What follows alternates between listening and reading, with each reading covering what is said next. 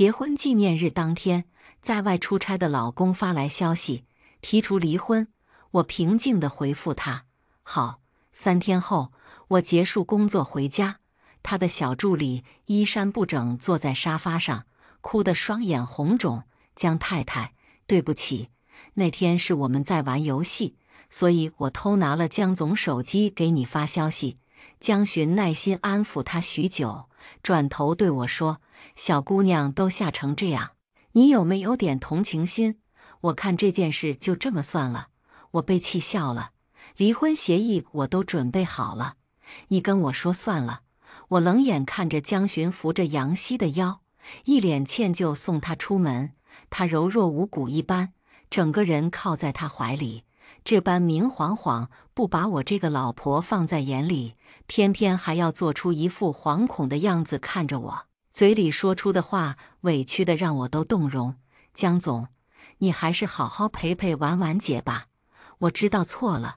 婉婉姐看着好生气的样子，江巡看起来心疼到不行，柔声安慰她：没事，这么晚了，我先送你回家，等会回来我再和她说。都怪我，把她惯成这般不讲理的样子。我强忍着想给她一巴掌的冲动。以前江巡最见不得绿茶在我面前蹦跶，无论如何都会帮我对2句才舒心。如今我倒是成了不讲理的人。我冷笑一声：送吧，最好送到床上去。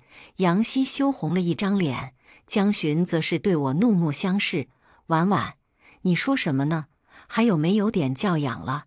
我打了个哈欠，借此掩饰眼里泛起的泪光，说出来的话冷漠无比。还不走？想留在这里听更没教养的话。杨希哭着跑出门去，江巡剜我一眼，追了出去。我笑得眼泪都出来了。男人真是善变，结婚不过3年，连哄我的耐心都没有了。江巡回来时已是深夜，带着满身酒气，手里拎着一个外卖盒。他坐在我身边，将盒子打开，轻轻推到我面前：婉婉，饿了没？我带了你最爱吃的烧烤。我拿起筷子扒拉了一下，少得可怜的菜，一看就是吃剩下的。那堆菜里放满了我最讨厌的葱花。我默不作声地将盒子盖好，扔进了垃圾桶，从包里掏出离婚协议，放在他面前：江巡，抽个时间把离婚手续办了吧。也许是我淡然的态度刺激到了他，愣了几秒，他拿起离婚协议，撕得粉碎，俊朗的脸上带着震怒，指着我的手也在颤抖：苏婉，你过了呀，再这么做下去，小心收不了场。我没吭声，起身回了房间。有些话点明了就挺没意思的。上个月他出差回来后，我无意间看到他手机里的订单信息，他和杨希一起去的，只订了1间房。那时我就清醒地认识到，这个我爱了10年的男人，已经从身到心都背叛了我。之所以忍到现在，是因为我妈得了重病，我不想让她担心。半个小时后，江巡洗完澡回房，我正坐在电脑桌前，准备重新打印一份离婚协议。他从身后环住我，手指上缠绕着一条钻石项链。婉婉，结婚纪念日礼物，看看喜欢吗？我接过来，随手扔在桌上，同样款式的项链。今晚我刚在杨希脖子上看到过，他不走心道。礼物都买了2份一模一样的。对于我的漫不经心，他一点没生气，反而笑得温柔。他轻轻吻了吻我的耳垂：不喜欢吗？那明天陪你去挑。不必了。我推开他，顺手把刚打印出来的协议递给他：什么时候有空去办手续？他将薄薄的纸揉成一团，面无表情：别闹了，要是你妈知道了，肯定会。我抬眸，竭力忍住泪水：没关系，我妈她已经不在了。半个月前，江巡下班后打给我，说他有应酬，让我别等他。可转头我却看见杨希新发的朋友圈，他面前摆着一个精美的生日蛋糕，江寻正亲手将生日帽戴在他头上，配文是：23岁生日，有喜欢的人陪我过，真的很幸福。我是哭着睡着的，半夜接到医院电话，告诉我妈情况危急。那晚下着好大的雨，我等了很久，才等来一辆出租车。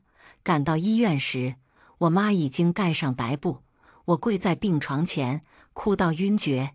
醒来时，我心里明白，这段婚姻是时候该放手了。江寻捏着纸团的手，指节都开始泛白。他没有开口问我为什么不告诉他，他比谁都清楚。那天晚上，我打过几十通电话，都被他无情摁掉。沉默半晌，他再次开口：“不在了也好，否则知道你这般胡闹，也得被你活活气死。”冷冰冰的话，偏偏句句戳中我痛处。我没有再忍，抬手甩了他一巴掌。相爱10年，争吵无数，而我总是习惯做退让的那个。江寻脸色骤冷，拿起搭在衣架上的外套，一言不发地转身离去。他以为我还会像以前一样跟他道歉，求他别走。可这次，我什么都没说，任由他离开。我和江寻的爱情一直是朋友圈里的一段佳话，没人想到全校第一，老师眼中的乖乖女会和成绩永远倒数、整天抽烟打架的问题少年在一起。他是私生子，长期缺乏管教，凭一己之力拉低了整个班级的平均分。老师头疼不已，在一次常规调换座位中，将我和他安排在了一起，美其名曰1对1帮扶计划，秉着帮助同学的美好愿望。我开始不厌其烦跟他讲题，可他每次都举着拳头恐吓我，再废话就要揍我。我含着泪，依然不肯放弃，努力想要感化他。许是我的执着感动了他，他终于无奈地趴在桌上，听我一遍遍给他讲解。1个月后的考试里，他成绩突飞猛进，一跃成为倒数第3。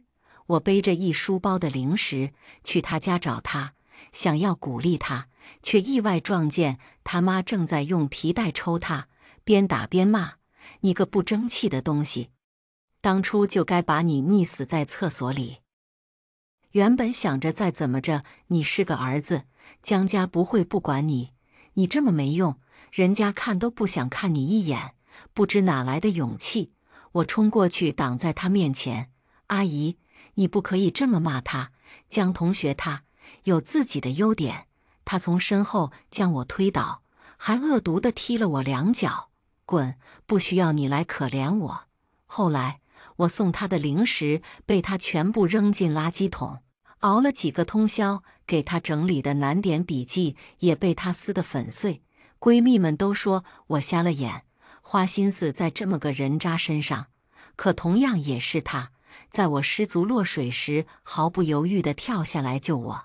他花光所有力气将我拖上岸，抱着我止不住的颤抖，一向嚣张的脸上难得地出现了恐惧的表情。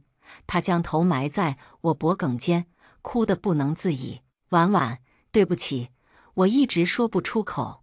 你对我很重要，我不想失去你。以后能不能让我保护你？”他陪着我上救护车，一直到医院，都没松开握着我的手。医生打趣他，问他这么紧张，是不是因为我是他的小女友？他红着脸点头，像电视剧里一样求着医生一定要救救我，惹得医生护士笑成一团。那天之后，他开始发愤图强，他说一定要努力，和我考上同一所大学。他说我那么笨，他不在身边，我一定会被人欺负的。可现在欺负我的人，同样也是他。大学毕业后，他开始创业。那时候我们很穷，租住着冬天漏风、夏天漏雨的小阁楼。那段时间明明很辛苦，1分钱都得掰成2瓣花。不夸张地说，1个星期都吃不上1回肉。我们很快乐，每天牵着手一起出门，连窝在狭窄的厨房做饭时都会笑闹一番。我们也曾经满心满眼里都是对方。后来他创业成功，房子越住越大，钱也越来越多，可我们见面的时间越来越少，牵着的手也在不知不觉中放开。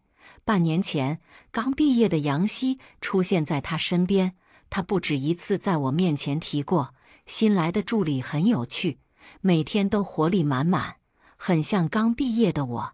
只是我没想到，鸠占鹊巢，用的时间竟然如此之短。苏小姐，这个孩子你要生下来吗？医生关切的话打断了我的回忆，捏着检查报告的手微微颤抖着。我闭上眼，深吸了口气。医生，麻烦你尽快替我安排流产手术吧。我是真没想到，这个孩子来得这么不是时候。既然打定主意要离婚，就没必要再跟他之间增加一点牵绊。拿着医生开的药单，准备去缴费时，意外遇见了杨希。婉婉姐，你怎么在这？她抬眼看了看我身后诊室上挂着的产科牌子，捂住嘴。婉婉姐，你不会是怀孕了吧？太好了！她故作惊喜的样子，真是令人作呕。我淡淡扫她一眼，冷漠开口：“不是，我只是恰好路过这个科室。”我一心想着快点打发走他，完全没注意到江巡是何时出现在我身旁的。他沉着脸，手里提着一大袋药。他一出现，杨希立马一脸虚弱的样子往他怀里靠，语气娇弱地对我解释：“婉婉姐，你别误会，我今天不知怎么回事，胃里一直犯恶心，江总非要带我来看看，真烦。医生开了一堆胃药，我最讨厌喝药了。”眼里明晃晃的挑衅刺的我眼睛都开始泛酸。江总，该回去工作了，还有几个会要开呢。他拉了拉江巡衣角，柔声提醒他。江巡完全没有理会他，只盯着我手里的药单。你不舒服吗？怎么没跟我说？见我不说话，他伸手过来想抽走单子。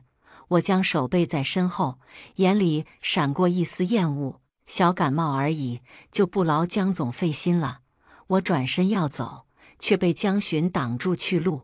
婉婉，别闹了，你脸色这么差，我送你回去。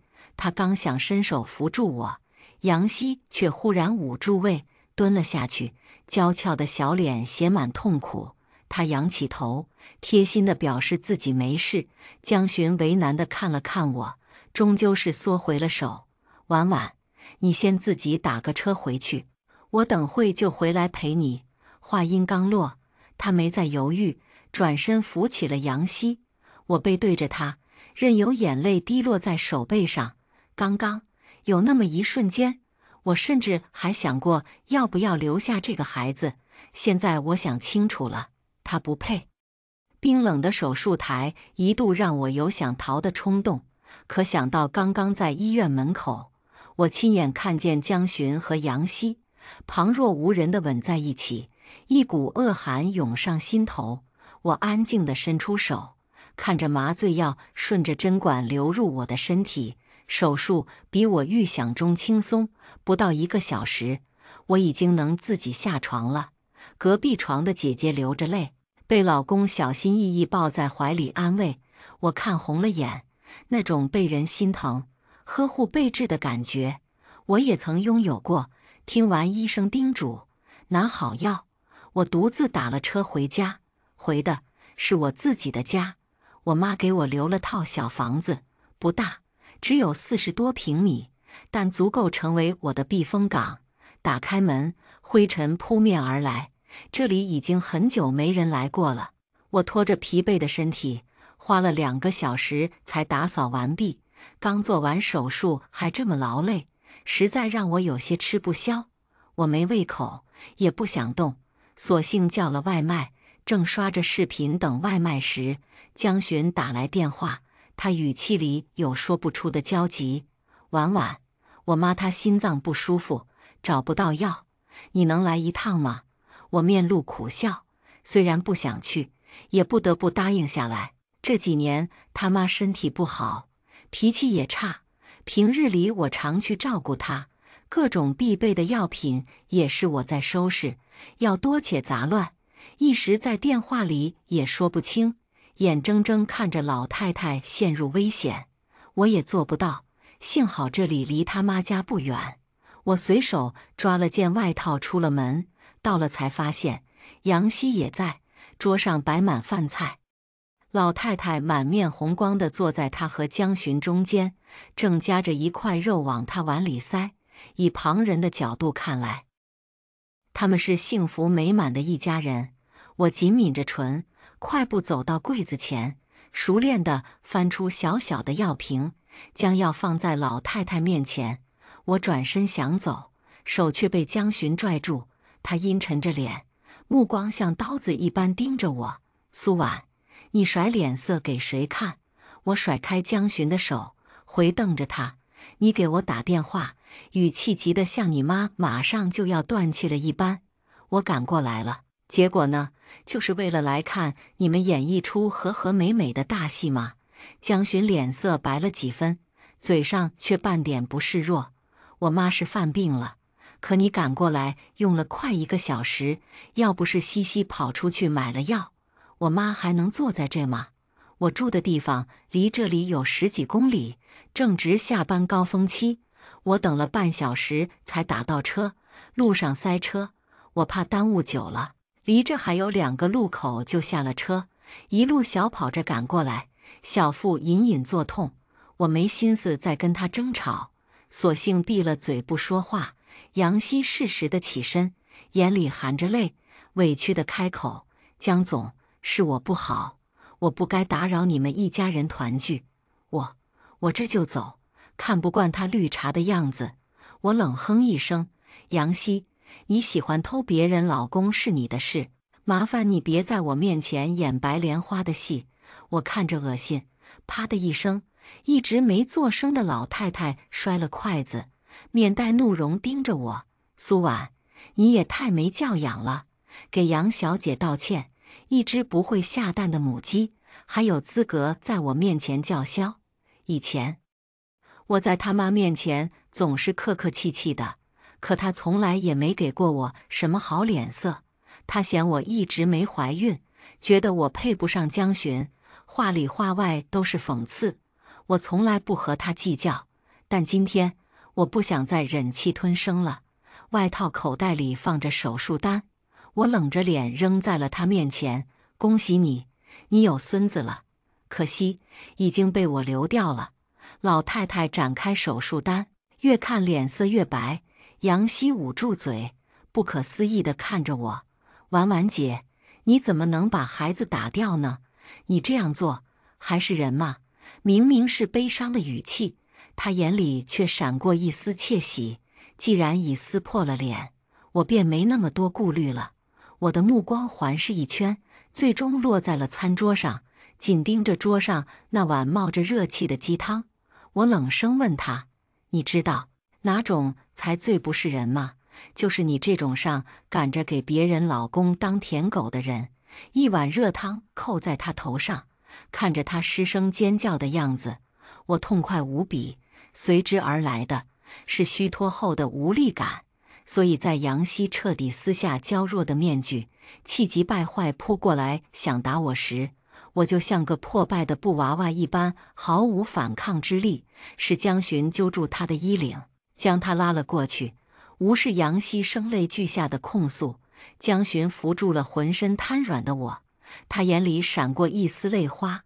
恍惚间，我仿佛看见了当初救我的他。江巡语气哽咽，抱着我的手逐渐收紧：婉婉，没关系，孩子我们还可以再要的。回应他的是我的冷笑：江巡，你不会以为我还想跟你生孩子吧？你别这样，真的让我挺恶心的。用尽最后一丝力气，我推开他，扶着墙头也不回地离开了。江巡固执地想来追我，却被他妈厉声喝住：滚，让他滚！你马上跟他离婚，以后我只认西西是我的儿媳妇，回去之后，我腹痛难忍，连夜去了趟医院，做了详细检查。医生拿着我的报告直摇头，他勒令我必须在家卧床休息至少7天。我跟公司请了假，手机也关了静音，整天半躺在沙发上看书发呆。这几天我想了很多。刚结婚那会，江巡他妈整天催着我要孩子，有时说出来的话很难听。刚开始江巡还会护着我，梗着脖子跟他妈吵架，后来他开始默不作声，甚至会跟着指责我整天忙着工作，熬坏了身体，所以才没办法怀孕。我知道他心里期盼着一个孩子，可以弥补他从小残缺不全的家庭，所以当这份期待落空时，他一定会很难受。我一点都不内疚，这份痛失所爱是心般的痛苦，是我送给他最杀人诛心的礼物。江巡给我打了很多通电话，但都被我无视。他又开始给我发信息，一条接着一条。他问我为什么决定打掉孩子，是不是因为那条提离婚的消息？他明明是不知情的，他也很无辜。他说我不能因为别人犯的错去惩罚他，对他不公平。他让我给他一个说法，我只回了一句：江巡，别无理取闹了。这句话他曾无数次对我说过，在每一次我们发生争执的时候，他明白我话里嘲讽的意味，所以他没再联系过我。高高在上的江总自然不会丢了那份傲气。回到公司后，面对同事们投来的探寻目光时，我只是淡淡一笑。离婚的事，我没告诉任何人，除了公司里新来的大学生。看到他的第一眼，我莫名地想起江巡曾形容杨希的那句很有活力。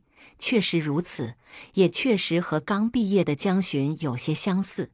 所以在他笑着问我有没有男朋友时，我轻柔地告诉他，我正在离婚。他成了我的下属，我们也渐渐熟悉起来。他会在加班后自告奋勇送我回家，也会邀请我一起去吃顿宵夜。我们成了朋友，普通的那种。再见到江巡是在1个月后，我属实没想到他会成为我们新项目的甲方。他来签合同那天，整个办公室的女生都在为他沸腾。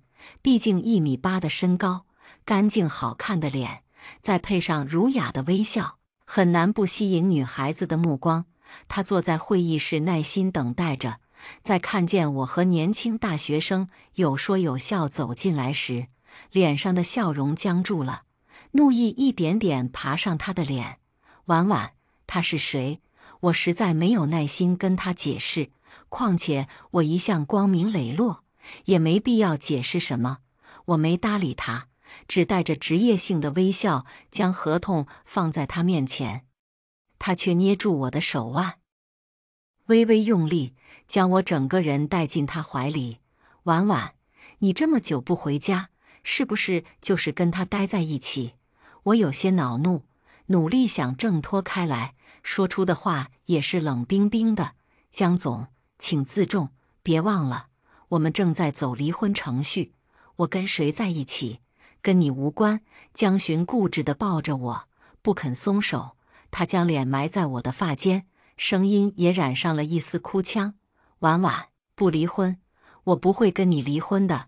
你走了之后，我整夜都睡不好觉。我梦见你消失了，还有我们的宝宝。他说他不要再回来了。年轻大学生手足无措看着这一切，直到会议室的门被人推开，杨希脸色煞白站在门外，跟在他身后的还有我的同事们。他手上端着2杯咖啡，纸杯都被他攥得有些变形了。他将咖啡扔在垃圾桶里，走到江巡身边，轻声劝他放手。正处在愤怒中的江巡回头冲他吼道：“滚！这是我老婆，你有什么资格叫我放手？你凭什么这么对我？”杨希脸涨得通红，哭着上来捶打江巡。趁着江巡愣神的功夫，我挣脱开他的桎梏，逃出了会议室。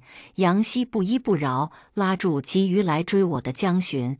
争执间，江巡发狠用力将他往后推去，他一定摔得很疼，疼到都忘了哭。我回头望去，杨希坐在地上，身下阴出一滩鲜血，他失神地望着江巡，声音都在颤抖：我好像流产了。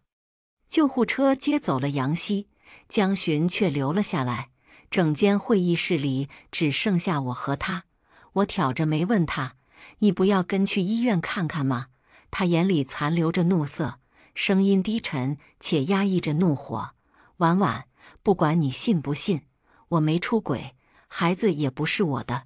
对于他的话，我并不在意。事到如今，我并不关心孩子是不是他的。”我低头调出保存在手机上开房信息的截图，递给他：“你说你没出轨，所以你是想告诉我，在你们两只开了一间房那晚，你是睡在地上的吗？”他的目光迅速暗淡下去，整张脸布满了被拆穿后的慌张，握着手机的指节也开始泛白。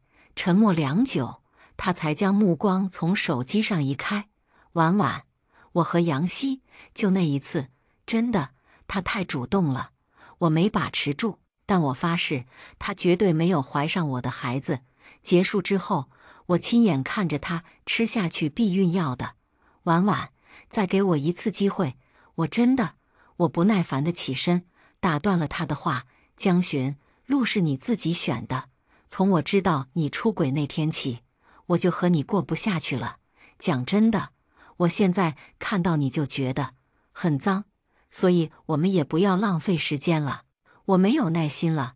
如果你坚持不肯离婚，恐怕我只能走起诉这条路了。”走出会议室门时，江巡跟在我身后，他想伸手拉我，却被我如刀子一般的目光吓住，讪讪地缩回手去。他想继续跟着我，被大学生挡住了去路。向来处变不惊的他，在那一刻忽然崩溃了。江巡一拳揍在他脸上，同样也被对方一拳揍得倒退2步。我没有理会身后扭打在一起的两人，自顾自地离去。透过缓缓关闭的电梯门，我看见他们已经停了手，各自带着复杂的表情看着我。我对着他们微笑了一下，伸手按下电梯按钮。我递交了辞职报告，决定休息一段时间，简单收拾了点行李，订了去大理的机票。我一直想去旅行，以前没钱，有钱后又被大大小小的事绊住了脚步，真讽刺。决定离婚后，我才终于只为自己而活。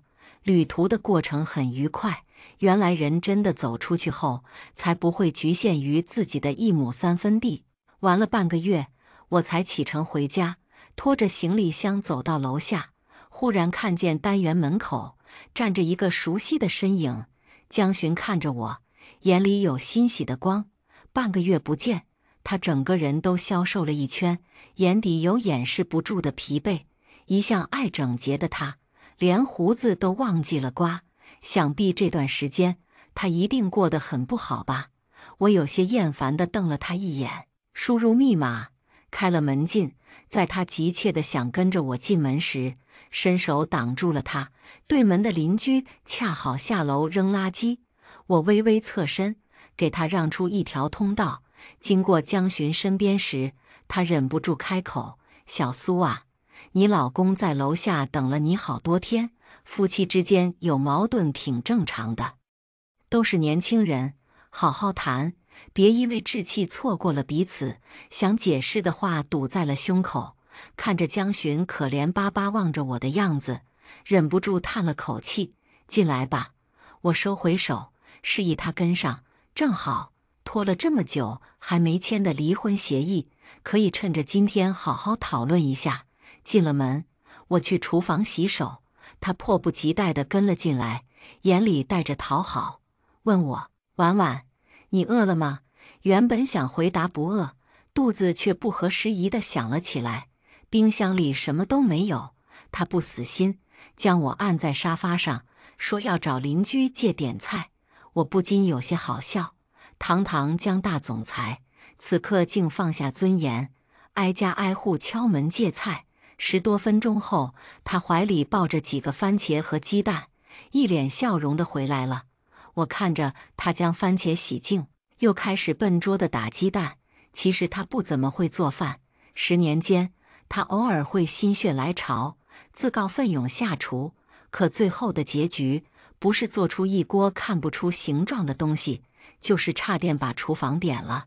每次他都一脸歉疚，像小狗一样将头抵住我的下巴，蹭来蹭去，撒娇般地说：“老婆，我太笨了，连饭都不会做，幸好有你，不然我肯定饿死。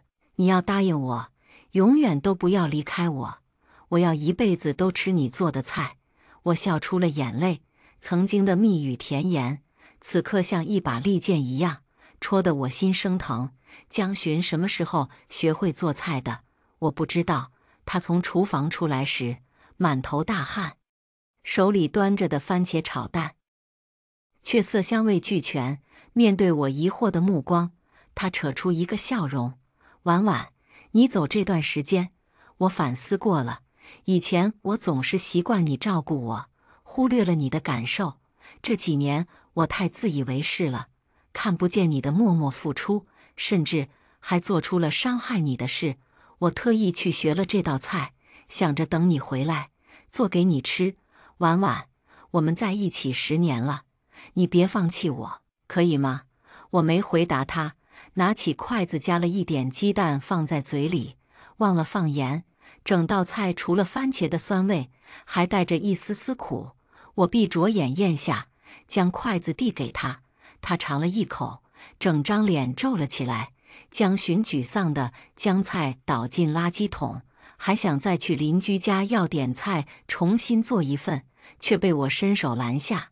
我平静地开口：“江巡，这道菜就像我们坏掉的婚姻，酸甜苦辣，只剩下酸和苦。我没办法原谅你，真的抱歉。”我眼里的决绝太过明显。再一次拿出离婚协议时，江巡没有犹豫，接过笔签好了字，甚至都没有仔细阅读其中的各项条款。看着他孤单离去的背影，那么绝望，脚步也是虚浮的，慌张到撞倒了邻居摆放在门口的花盆。我忍不住出声叫住了他，他惊喜地转过头。我顿了顿，轻声嘱咐他：“路上注意安全。”终究是失望，他点点头，这次没有再回头。江巡坐进车里，一直强撑的情绪才终于爆发。他伏在方向盘上，哭到失声。他始终想不明白，为什么我可以说不爱就不爱了？明明我们有那么多美好的曾经，就因为踏错了一步，我就对他这么残忍。他一脚油门，车子如脱弦的箭一般冲进黑暗中。江巡出了车祸，在离我家不远的一个路口，因为车速过快，不慎撞上了护栏。他伤得很重，一根断裂的护栏斜穿过他的身体。送到医院时，已经是命悬一线。江妈妈哭着打电话给我，求我去医院看看他。他在病床上，一直反复念叨我的名字。我跌跌撞撞赶到医院，看着躺在病床上插满管子、气若游丝的江巡，说不难过是不可能的。脑海中不断闪现着10年间的甜蜜，一帧帧如电影一般。我哭到双眼红肿，生死面前，一切都如云烟。江巡抬抬手，示意我过去。他艰难地开口，声音低到必须凑到耳边才听得见。他说：“婉婉，对不起，如果还有来生，我不会负你。”他还说：“婉婉，听话，把离婚协议撕掉。”在我含着泪点头后，他又将江妈妈叫过去，不知道他们说了些什么。江母回头时，看我的眼神似乎要喷出火一般，他充满恨意，咬着牙骂我：“苏婉，你把我儿子害成这样，有什么资格得到他的财产？你就是个丧门星，当初我就该早点把你赶出去。”60多岁的人竟然面露凶光，想要扑过来打我。江巡吃力地拉住他的手，痛苦地开口：“妈，别让我死不瞑目。”江巡下葬那天下了很大的雨，我把他葬在离我妈不远的地方，这样以后每次来看我妈都能顺便给她带束花。10年夫妻，终归还是有些情分在的。江母大病了一场，她似乎失去了所有求生的动力。在她最后那段时光，我尽责地照顾着她。人之将死，难免会善良许多。她没有再骂我，看我的眼神也慈祥了许多。弥留之际，她拉着我的手说对不起我。她说其实她心里是感激的，我照顾她多年，她知道我是善良的。可她年轻时受过很多羞辱，江巡成功后，她觉得自己终于扬眉吐气了。年轻时受过的气却无处可发，她只能在我身上出气。江巡出事后，她也恨过我，觉得是我狠心。原本江巡可以留下孩子的，可后来她又想通了，觉得自己当初生下江巡，让他没有爸爸，很对不起他。说完这些，他眼神慢慢涣散，我叹了口气，替他掖好被角，愿来生再不复见，处理好所有的事。已是半个月后，我开始接手江巡的公司，起先很难，渐渐的也走上了正轨。唯一的意外是杨希，我没想到她没有流产。那天送到医院后，她竟然保住了孩子。在出现在我面前时，她已经开始显怀了，略微浮肿的脸上带着一点得意。婉婉姐，我肚子里怀的是江巡的孩子，也是他唯一的孩子。你给我一部分财产，我可以答应你，孩子生下来我就交给你抚养。我也会去国外，以后再也不会打扰你。我莫名觉得他有些可怜，所以开口询问他准备要多少。他竟然狮子大开口，张口就要1半的财产。我笑着摇头拒绝，如果要的不多，我倒是可以考虑一下。他气急败坏地表示要起诉我，嚣张的样子差点让我以为他肚子里真的是江巡的孩子。大概是以为江巡已经变成了一捧灰，所以死无对证了吧。我毫无惧色，打开抽屉，拿出一个精美的盒子，当着他的面打开，里面是一颗牙齿。我告诉他，这是江巡曾经为了我和别人打架时被打掉的牙齿，作为纪念，保存至今。如果他要起诉，我们可以先用这个做个亲子鉴定。他脸色灰白，仓皇的再也说不出一句话。等他落荒而逃后，我才忍不住大笑起来。小女生就是好骗，这颗牙不过是前段时间我去牙医那里拔下来的智齿而已。况且江巡都已经下葬了，也没办法证明这就是他的牙齿。不过杨希的下场并不美好，听说他孩子的生父也是一家公司的老板。他熬到6个月才挺着大肚子上门要钱，这次他没敢多要，只谨慎地要求100万补偿。可惜那位老板的老婆是个悍妇，当场拽着他的头发朝他肚子狠踹了几脚。那位老板全程在旁边看着，屁都不敢放一个。杨希又一次被救护车拉去了医院，这次他没有那么幸运。不仅孩子被打掉了，因为失血过多，差点丢了性命，最后不得已切了子宫才保住了命。他被原配殴打到流产的视频被发到了网上，舆论发酵之下，他连出门都会被人指着骂小三。没多久，他就从这个城市消失了。而我接手公司后，虚心学习，经常加班到深夜，工作上也越来越得心应手。公司在我手上，竟比原先江巡在的时候发展得更好。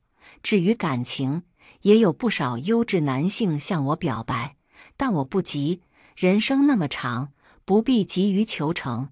接下来，我们来听下一个故事。结婚纪念日当天，我被叫到消防大队，老公的小青梅戴她的婚戒完，却被卡住了手指。面对我，小青梅哭得可怜兮兮：“姐姐，对不起，我不是故意的，但真的太疼了，只能把戒指切掉了。”老公眉头紧锁：“一个戒指而已，哪有你的手指重要？”我笑了，拦住了准备切割的消防员：“切了也行，戒指是我买的，价值50万，先掏钱。如果没钱的话，我建议你直接切掉手指重新接，这样还比较便宜。”这是我和刘进在一起过的第1个结婚纪念日，可他却迟迟没有回来。我邀请上门做菜的大厨都替我尴尬，我只好让人先走，留下一桌子因冷却而显得油腻的饭菜。刘进的手机始终显示无法接通。就在这时，我刷到了一个女生发的朋友圈，照片上，她和刘进并肩坐在酒吧里，比耶的手指上赫然戴着刘进的婚戒，和我的是一对。而配文则是有一个随叫随到的朋友，真的超级幸福。我盯着照片3秒钟，冷冷勾起唇角，随叫随到，挺好。在家里故作高姿态的男人，在外面也不过是其他女人随叫随到的一条狗。这一刻，我对刘进的所有滤镜统统粉碎了。更离谱的是，刷到朋友圈没超过半小时，我就接到了消防大队打来的电话，声音却是刘进的：“阿央，你能不能来一趟街道口的消防大队？月月的手被戒指卡住了，你的手机呢？”我问。没电了。刘进的语气染上一丝焦躁：“现在不是说这些的时候，你快点过来。”说完，他径直挂断了电话。我打了个呵欠，慢悠悠化了个全妆才动身。等我赶到消防大队的时候，沈月右手的无名指已经肿成了一根青紫色的萝卜。我看了眼自己的右手，就连位置都一模一样呢。刘进看见我，上前2步就攥住我的手腕往里拽：“你怎么这么半天才过来？疼，松手。”我挣脱了一下，他手卡了。为什么非要让我过来？刘进深吸一口气，把我带到沈月面前，无奈中带着点宠溺：“还不是月月说，这好歹是咱俩的婚戒，必须你同意才能切掉。你快告诉他你同意了，看看他这手指肿的，可不能再耽搁了。”我看了一眼，确实肿得不像话。你的婚戒为什么在他手上？还是无名指，给他戴着玩的。现在不是讨论这个的时候。我撩撩眼皮，我倒觉得正是时候。这对婚戒是我买的，刘进无名指的尺寸我很清楚，即便他再瘦，沈月一个不到100斤的女生，怎么可能戴男士婚戒还被卡住？我抬起他的手指看了看，果然看见了戒指上一圈被钱压过的痕迹。刘进该是多瞎，才能对这么明显的伎俩视而不见。沈月红着眼圈，倒吸一口凉气：“疼。”闻言，刘进一把推开我，朝着沈月的手指上吹了2口气：“没事了呀，大哥们，麻烦你们快把戒指切掉吧，我怕这手指要坏死了。”我被刘进推得一个趔趄，还是旁边的消防员扶了一把才站稳。诡异又尴尬的氛围中，消防员看看我，再看看沈月，问：“那就切了？”等等。沈月白着一张脸看向我：“姐姐，这是你和进哥的婚戒，就这么切了？”我心里实在过意不去，说什么呢？刘进带着点笑意：“就一枚破戒指罢了，还能有你的手指重要？”这话说出来，我的面上真是有些挂不住了。什么叫破戒指？那是在我们结婚前半个月，我亲自挑选的样式，甚至在半夜偷偷量了他手指的尺寸，这才定下来的。从结婚到现在，我没有一刻曾摘下过自己这枚，可到了刘进口中，竟成了一枚破戒指。我被气笑了。既然你这么过意不去，那就别切了，毕竟这枚戒指价值50万。你把手指头切掉再重新接上，都比这要便宜得多。宋央，你说什么呢？刘进眉毛快能打结，看过来的眼神没有丝毫爱意，充斥着愤怒。再说人话呗，我神色浅淡不少，婚戒是我花钱买的，想切也可以，先掏钱。沈月可怜巴巴叫唤着疼，连吸几口气后，才小声开口：“姐姐，我真的没有这么多钱，而且我不是故意的。”我看着他笑了笑：“你出门把人撞死，再告诉他的家属不是故意的，人家能原谅你吗？”他不说话了，只自认隐蔽地伸手拽了拽刘进的衣角。够了。刘进看着我，满眼失望。我最不喜欢你把钱挂在嘴边的样子。说着又转向消防员：“你们只管切，这是我的家务事，我会处理。”或许是消防员也不想再跟着掺和，这次没等我再开口，便干脆利落地用钳子将戒指一切两半。叮的一声，两半戒指掉在了地上。刘进看也没看一眼，从上面跨了过去，捧着沈月的手指细细揉搓，嘴上不停问着：“还疼吗？要不要去医院？”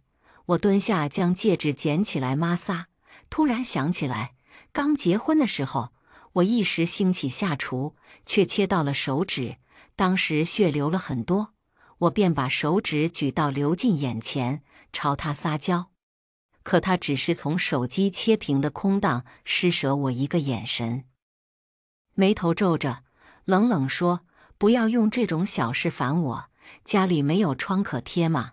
那时我以为他天性如此，现在看来，不过是对人不对事罢了。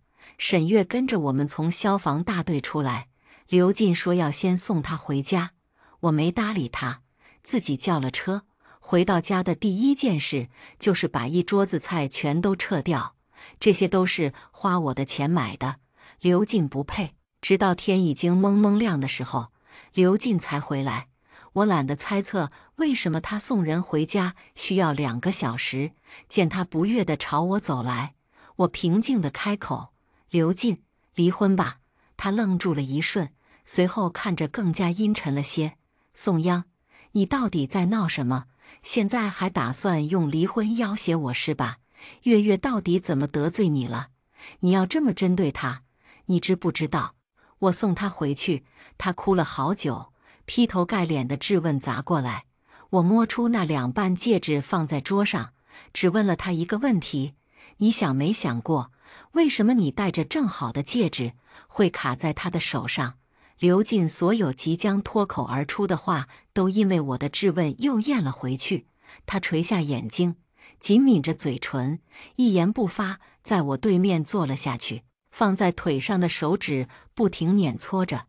哦，看来他还没瞎得太厉害，只是不愿去恶意揣度他的青梅罢了。这是他心虚时最喜欢做的动作。当他用加班做借口偷偷和同事聚餐的时候，当他忘了我的生日没有准备礼物的时候，在他明明答应了陪我回家却出尔反尔的时候，都喜欢做这个动作。一件件令人失望的小事积攒在一起，压在我的心上。今天我终于不想忍了，于是我恶劣的又重新问了一遍：“良久。”刘进皱眉，语气不善：“你现在问这个有什么意义吗？宋央，戒指已经切了，月月也和你道歉了，你还想怎么样？就算是他故意的。”刘进顿了顿，长长叹一口气：“我和你说过的，月月最近失恋了，心情不好，咱们就让他吧。”呵呵，你清高，你了不起，你拿我买的戒指做人情。我翻了个白眼，头一遭不在刘进面前维持任何形象。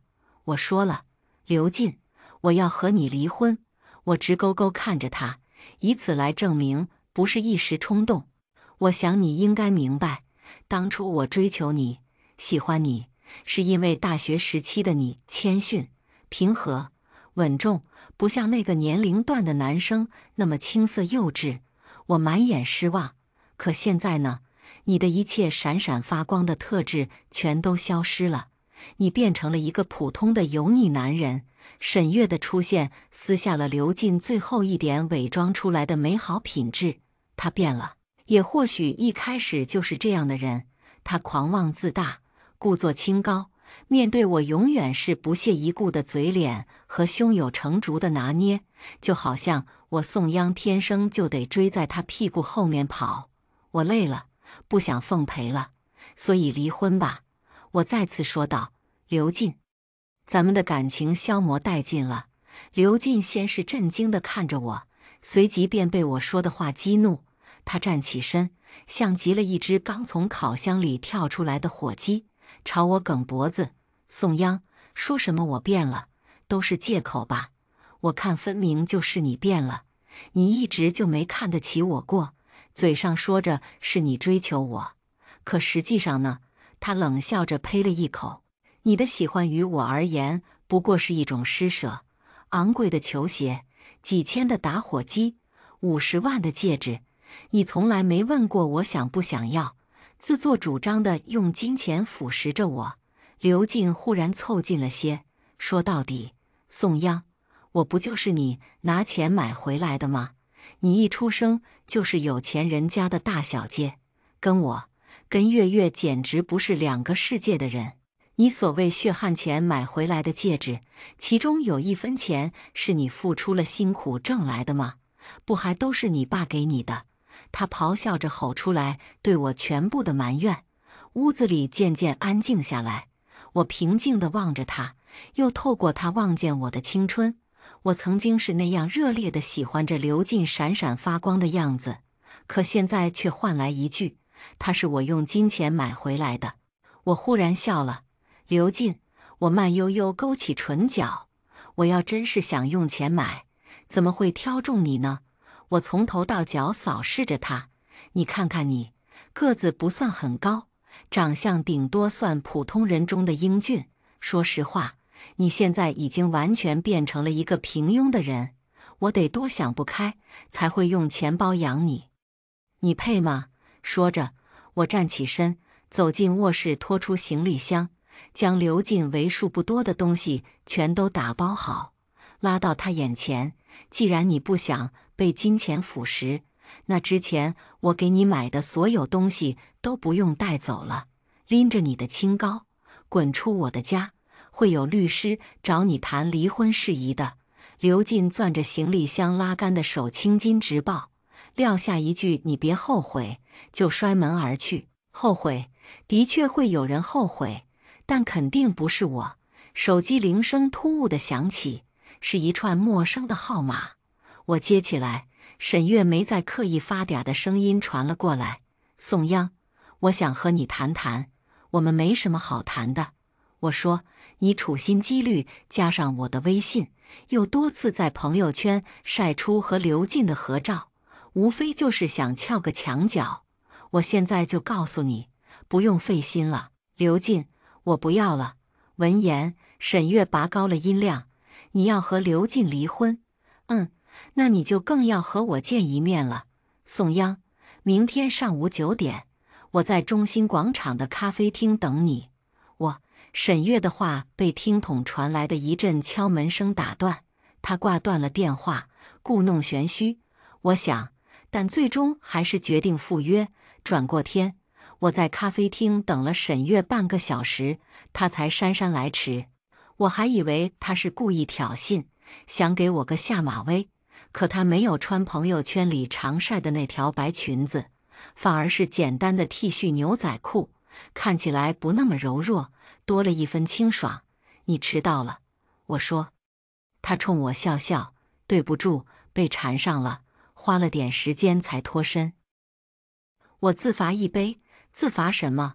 我以为我听错了，下一秒就看见沈月抄起我面前的咖啡，一饮而尽，喝出了二锅头的架势，速度之快，我连个烫字都没来得及说出口，他被烫得眼眶通红，吐了吐舌头。我微微挑眉，这人怎么看起来不太聪明的样子？沈月在我对面坐下，我们互相打量了几秒。他说：你和刘进说的不太一样。我抿了口咖啡，怎么不一样？沈月单手撑着下巴，一只手捏住搅拌棒，在杯里乱晃。在他嘴里，你是个离开他就不能活的女人。我挑眉笑了笑，我以为离开他就不能活的人是你。毕竟从我和刘进认识到现在，这位小青梅像是横在我们之间的一根刺。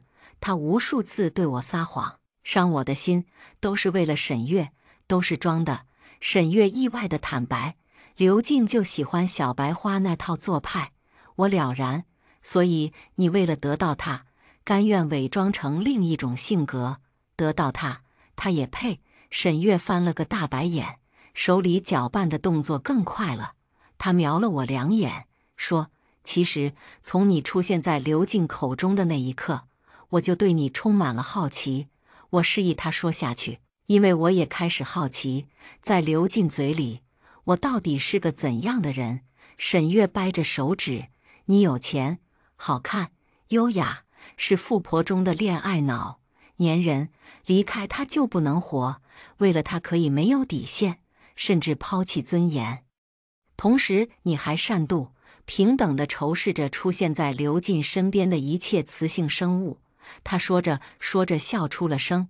当时我就想，好好一个富婆竟然会看上刘进，这好事怎么轮不到我？但后来我又一想，人家金尊玉贵养出来的大小姐，何必为了只癞蛤蟆自降身价？结合我对那崽种的理解，大概率是他自己臆想出来的。闻言，我怔住片刻，又有些无奈。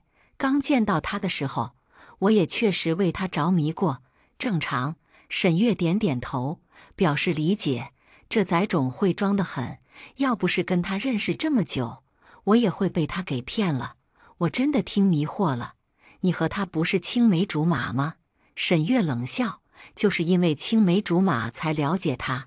想了想，他又补充一句：刘进不止我一个青梅，我们一块玩得好的都是女生，就他一个男生。后来因为刘进把圈子里的女生都追了一遍没追上，就到处败坏人家名声，所以就剩我一个青梅了。这些年我让他误会我对他有意思，其实是在盯着他，省得他去祸害好人家的姑娘。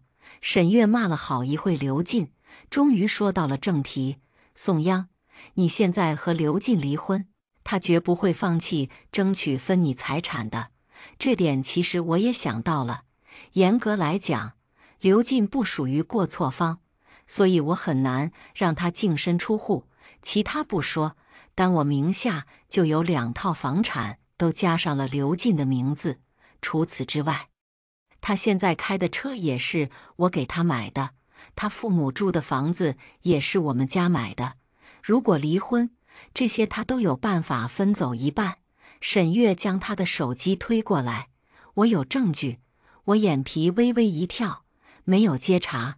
沈月又重复了一遍，我有证据能证明刘进是婚内出轨。他压低了声音：宋央，就这么放过刘进，你能甘心吗？你得把在他身上花的钱加倍讨回来，让他净身出户。许是意识到了自己有些太过激动，沈月说完就端起杯子喝了2口咖啡。我垂眸敛起神色，屈指在桌面上敲了敲。沈月是有备而来，起初我以为他是作为第三者来向我挑衅，见了面，我又以为他只是想告诉刘进到底是个什么样的人。但现在我几乎可以断定，沈月想要利用我。为什么？我看着他，企图找到他对刘进恨意的来源。什么？沈月躲开我的目光。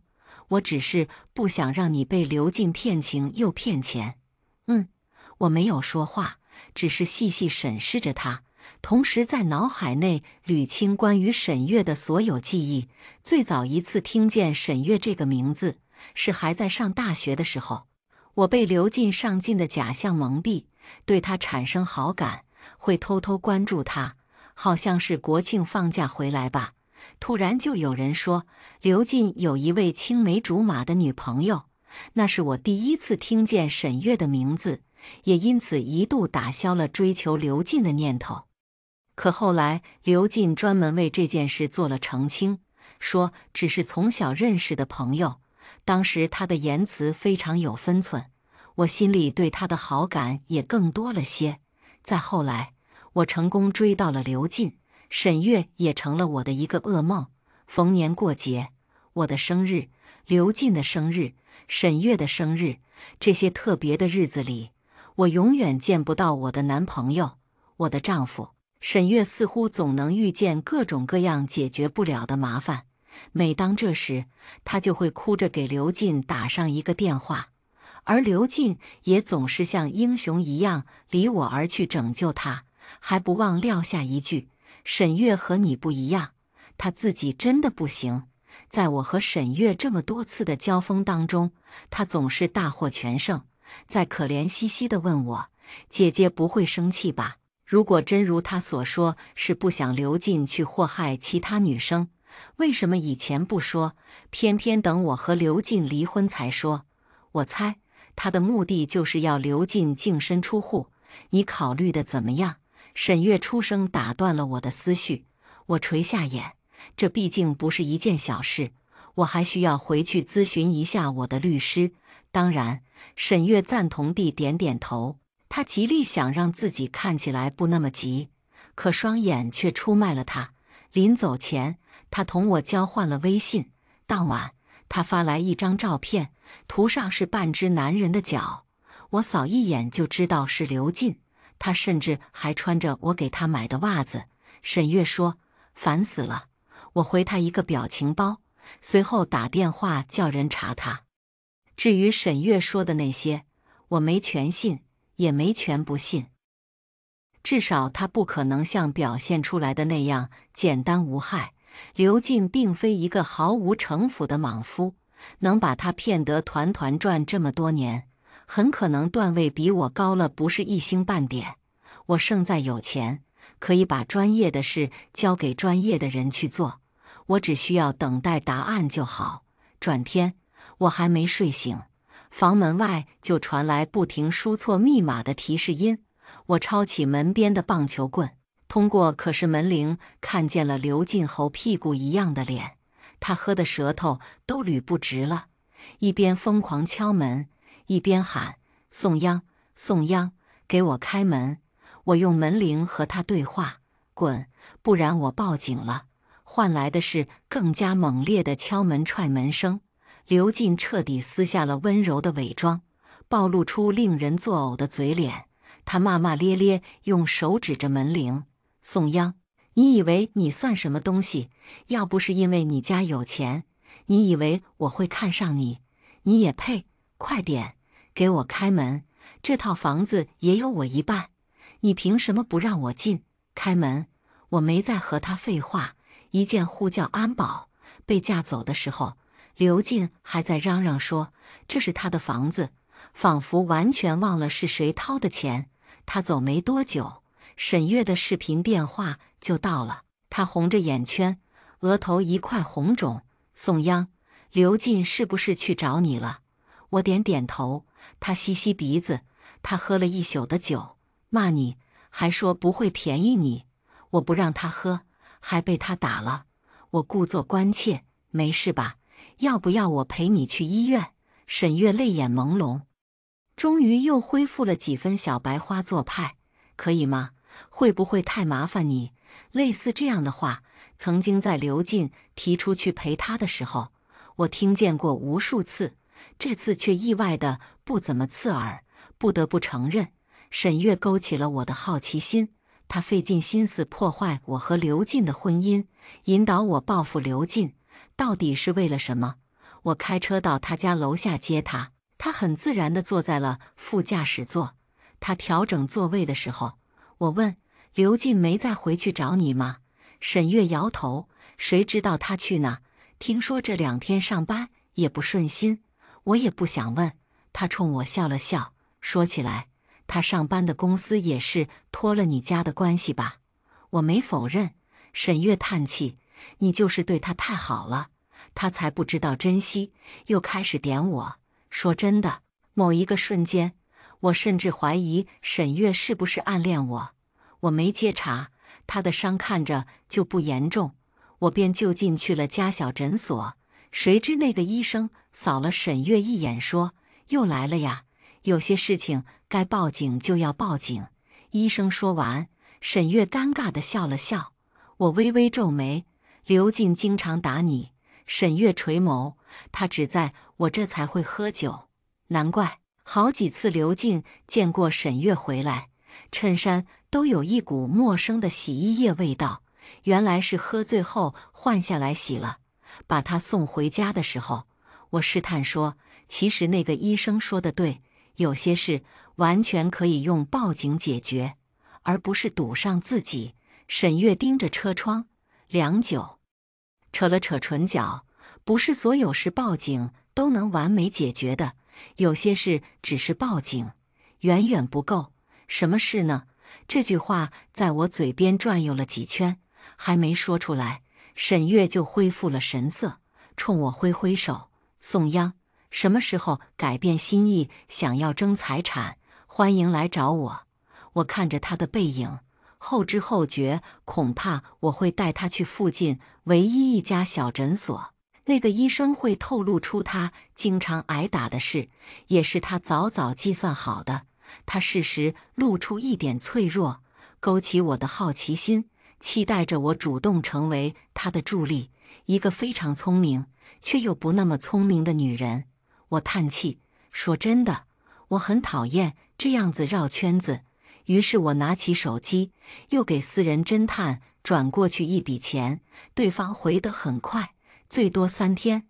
晚上，我妈给我打来电话，叫我周末回去吃饭，我答应了。到了那天，给我开门的是刘进，我转头就想走，被他一把拽住胳膊：“宋央。”他装得满脸深情，用确保我爸妈能听见的声音喊我。我妈闻声赶来，笑意温柔：“我们泱泱回来了，快进来。”我只好跟着进屋。余光中，刘进勾起唇角，眼角眉梢都是得意。我说：“怎么这2天消停了呢？”原来是想打我爸妈的这张牌。趁着我爸还没下楼，我妈在厨房的时候，我看向她，听我的律师说：“你把离婚协议撕了。”刘进脸色难看：“宋央，就非离婚不可吗？我可以向你保证，以后再也不联系沈月了，好吗？”“不好。”我嘲讽道。“刘进，现在离婚，你还能白白分得1半房产，再拖下去，我只好提起诉讼。到那时候，宋央。”刘进压低了声音，咬牙切齿：“我到底哪对不起你了？这么多年，我对你处处忍让，甚至放弃了自己的前途，进你们家的公司，现在半套房子就想把我打发了。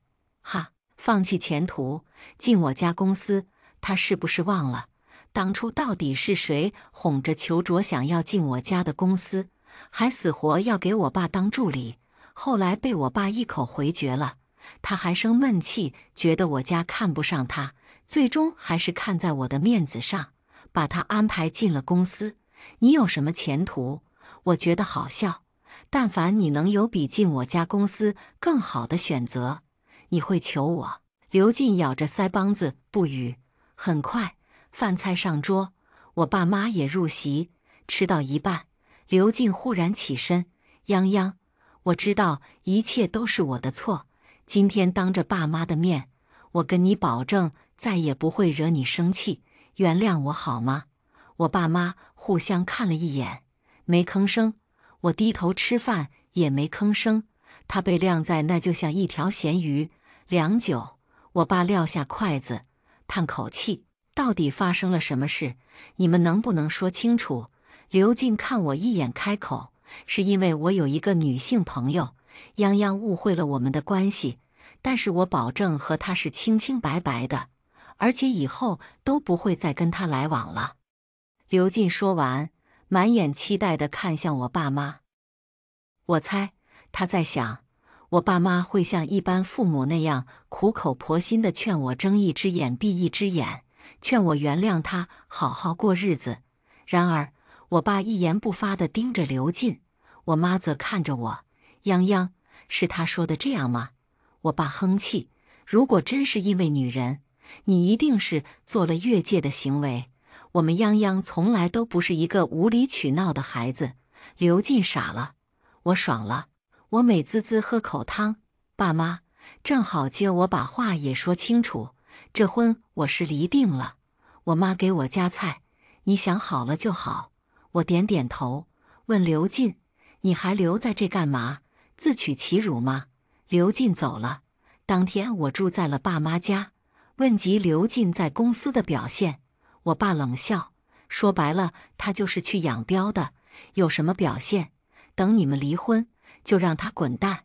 我这才知道，以前刘进口中所谓的应酬项目，要不就是他为了面子主动请客，要不就是仗着是董事长女婿，硬生生从别人手里抢走的，本质是草包饭袋一个，不堪大用。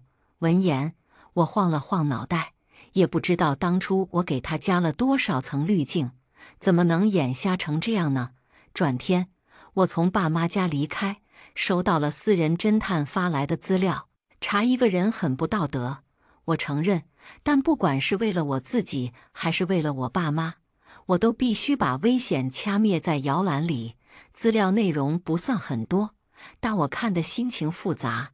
我有想到沈月恨刘进，但我以为恨的前提是爱。或许他也被刘进骗了，或许他也和刘进有过一段，可沈月全部的恨意都来自一位第三者，沈宇。沈月有句话没说错，刘进从小就喜欢和女生玩，美其名曰小青梅。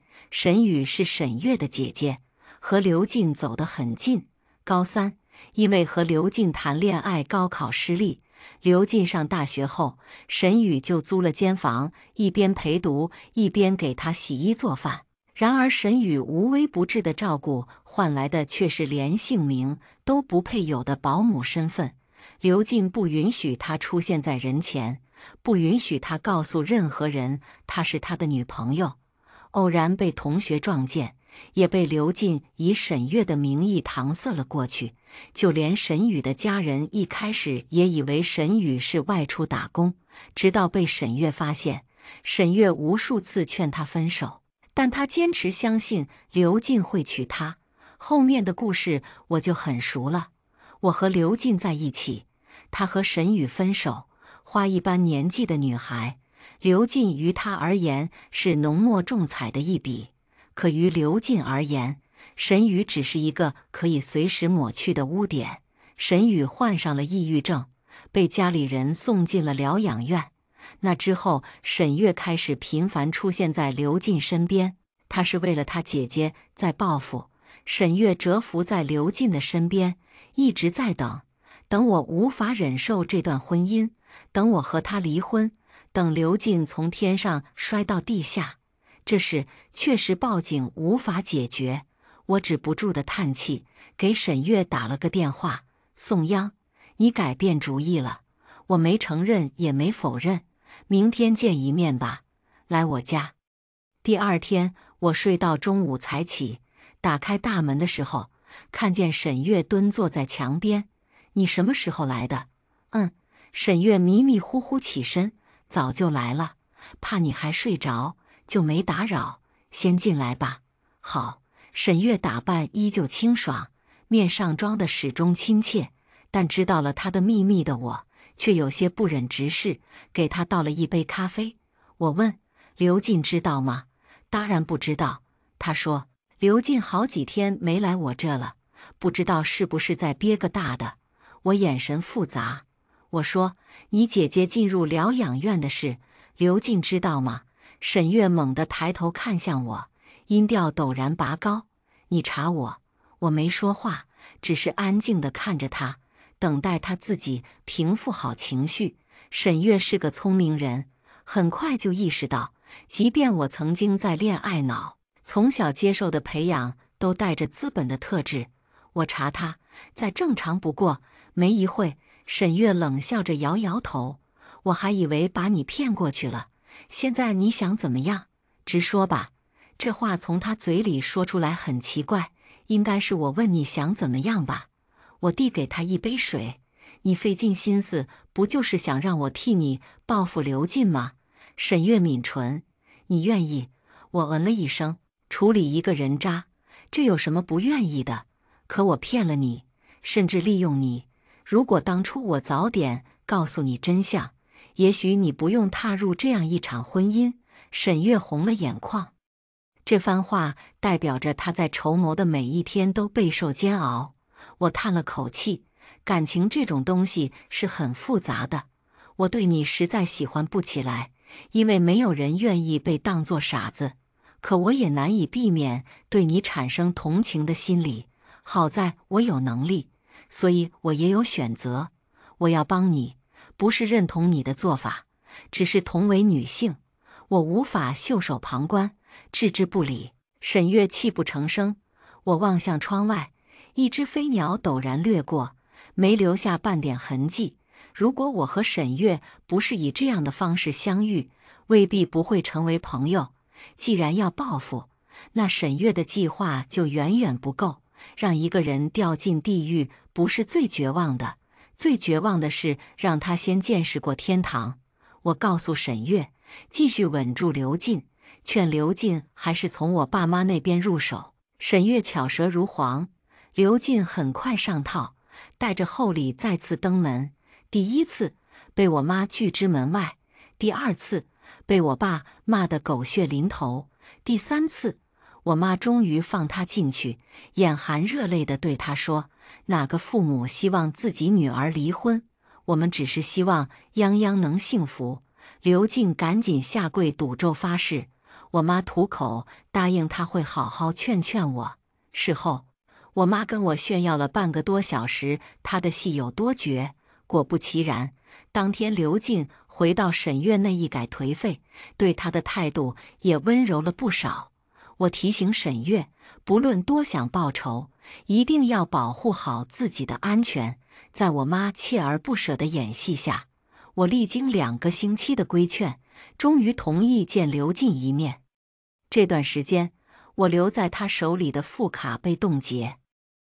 他在公司也水深火热，但见我的时候依旧意气风发，甚至还用了他在大学时期最喜欢的香水。看来是想打旧情牌。见面的地方是我选的，人均5000的日料。放在以前，刘进要不是等我付钱，要不就是说这些东西没什么好吃的，别浪费钱。紧接着没多久，他就会有个想要的东西，想方设法把钱从我手里抠走。这回他脸色只变了一瞬，就恢复正常，护着我走进餐厅，替我拉开椅子，点菜的时候也专挑贵的点。泱泱，你终于愿意见我了。我神色冷淡，要不是我妈，我不会来。刘进苦笑，你还是不愿意相信我吗？我和沈月真的没有关系。见我低头，他继续解释，我承认，有时候沈月对我可能确实没什么界限，但那是他的事，和我没关系啊。是他非要缠着我的。泱泱，我们在一起这么久，你能不能信我一次？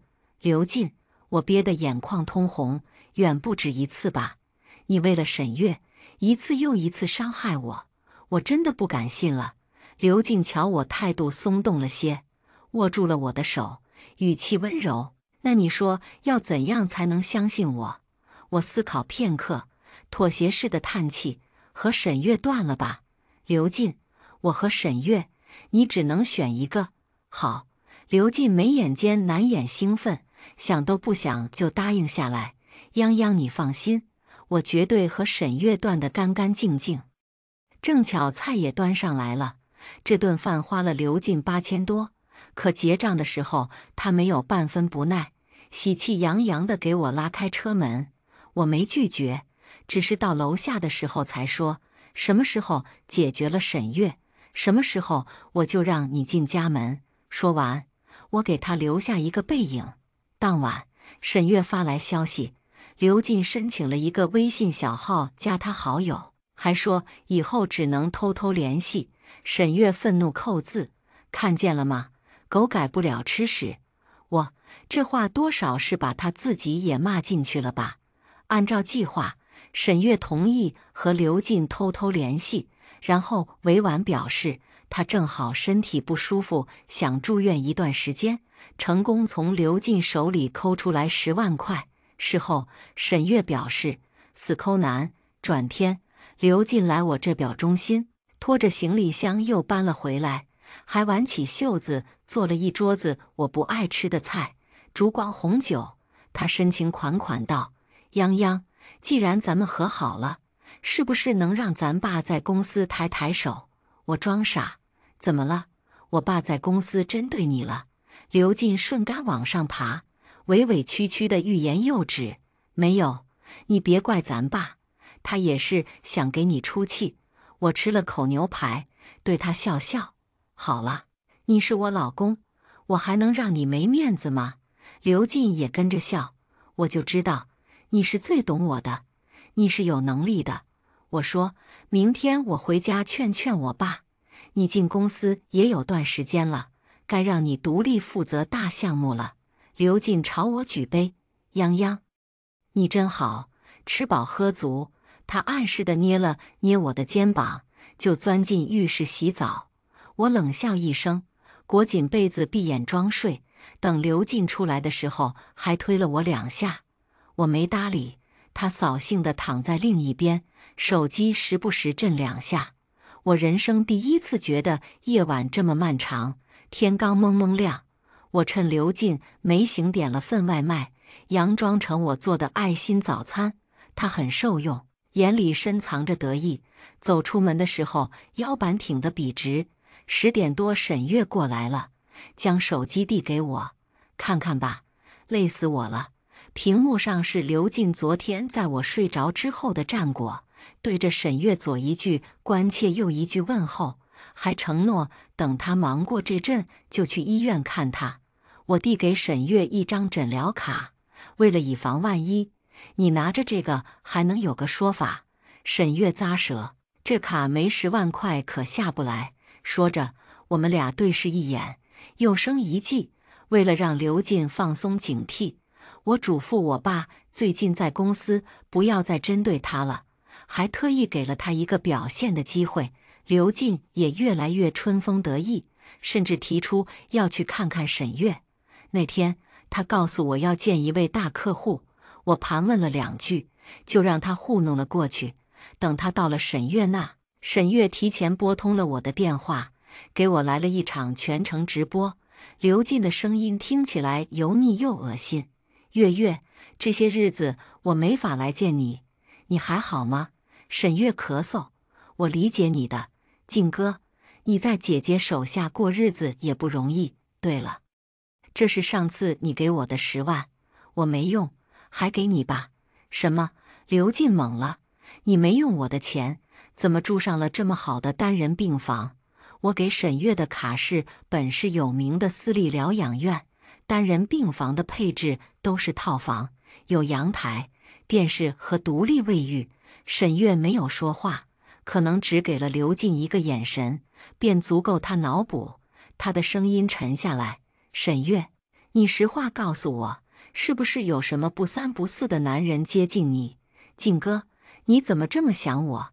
那不然你怎么住上这么好的病房？沈月啜泣声传来，我不由赞叹他的好演技，难怪这么多年刘进对他深信不疑。当晚2个人不欢而散。刘进回来的时候，眉眼仍旧阴郁，直到躺到床上，他才犹豫着开口：泱泱，我能不能找你借点钱？我涂着脸双挑眉，怎么了？你遇见事了？刘进支支吾吾嗯了声，就是我今天见的这个客户比较难办。理解。我点头。我爸谈生意也是要先花钱的，你想要多少？刘进松了口气，比划一个手势：10万。这10万再加上沈月退给他的10万，恰好就是沈月住3个月疗养院的数目。10万啊，确实不多。可是我为难道，我妈前2天把我的钱都拿走买基金了，说稳赚不亏，我手头没这么多现钱。刘进皱眉，那怎么办？你妈也是，现在基金哪能乱买？我充耳不闻，倒是还有个主意。你知道黄金湾的项目吗？刘进点点头，这是公司目前最大的一个项目，连我爸都非常重视。我可以说服我爸把项目给你，到时候你就能拿到一笔启动资金。只要你能把项目按时交出来，到底花多少钱，不还是你说了算吗？刘进狐疑，这不算挪用公款吗？我瞪他一眼，一家人说什么公款不公款的，我爸还真能把你怎么着呀？再说了，不是还有我吗？再说了，你把项目做了，岂止10万，就是1000万，那也是进你的口袋。刘进被我说动了，他一直都自诩大才，只是苦于我爸不给他展示的机会。黄金湾的项目公司上下多少人盯着，要是能落在他手里，他尾巴都能翘上天。刘进就是这样，他不会考虑自己能不能吃得下，只觉得自己能交出来一张完美的答卷。不久后，他接下项目，顶着公司上下的红眼，亲自组建了一个项目小队。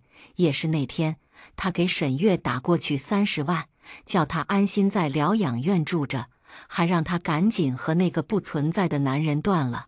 沈月出来找我喝下午茶的时候，笑得眼眶都红了。她说：“我姐怎么就喜欢上这么一个狗东西？”是啊，有些男人天生就会伪装。你以为他稳重成熟，风度翩翩，却不知他实则狼心狗肺，衣冠禽兽。项目进展到2期的时候，一切都很顺利，有我爸给他在公司开绿灯，也没人敢不听他的。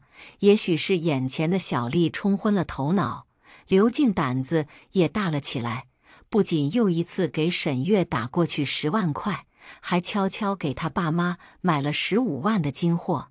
和庞然大物的项目比，这几十万的确不值一提。可惜了，坑是我故意挖的，自然也会死死盯着他。在观察一段时间，确定刘进不再有行动后，我和我爸准备收网。先是以项目预估不理想为由，空降了一个负责人，再派了财务去查账。刘进慌张找到我，问我怎么办。我平静地看着他，什么怎么办？谁叫你挪用公款了？还不是一笔小数目，我也没有办法。刘进傻眼了，你在说什么？宋央，不是你说的。我说什么了？我怕打断他的话。你有证据证明是我让你去挪用公款的。至此，刘进终于明白了，这是一个彻头彻尾的圈套。在他扑过来要掐我脖子的时候，冲进门的保镖将他按倒在地。他前前后后一共挪用了40万公款以作私用，被判处有期徒刑1年半。而我也拿着沈月手里的证据起诉离婚，最终刘进净身出户。我给他的东西他一样也带不走，还要归还被他挪用的那40万。而自始至终，他都不知道背后有沈月的参与。这是我的意思。刘进总归有出狱的那天，他不敢对我怎么样，可没有庇护的沈月就不一定了。我不希望他受到不该有的伤害。开庭结束后，沈月约我见面，递给我一束开得火红的玫瑰。她站在夕阳下，边哭边笑，说：“宋央，希望你今后的人生一路坦途，永远灿烂。”我笑了笑，他又说：“别再遇见刘进那样的人，也别再遇见我这样的人了。我们其实同样卑劣，对不起。”沈月泣不成声，我没有安慰她。我们注定不会成为朋友，能互相合作走过一小段路，对我对他来说都足够了。沈月，我最后一次叫她的名字，带着你姐姐换个城市生活吧。沈月点点头，转头离去。那是我最后一次见到沈月。那之后，她活在我的朋友圈里，偶尔1、2张海边的风景照，让我知道她过得很好，这就够了。后记：刘进入狱没多久，我去看了他一次，他再也没有光鲜的外表，反而蓬头垢面，神色惶惶。见到我，他没有破口大骂，而是跪在地上奋力祈求：泱泱，我真的知道错了，求求你，捞我出去吧，好不好？我毫不怀疑，要不是我们被一扇玻璃隔开，他会扑过来搂住我的腿。没有人逼迫你犯罪，我说，这一切都是源于你的欲望。同理，也没有人逼迫你去伤害别人，都是你的选择，你活该自己承担后果。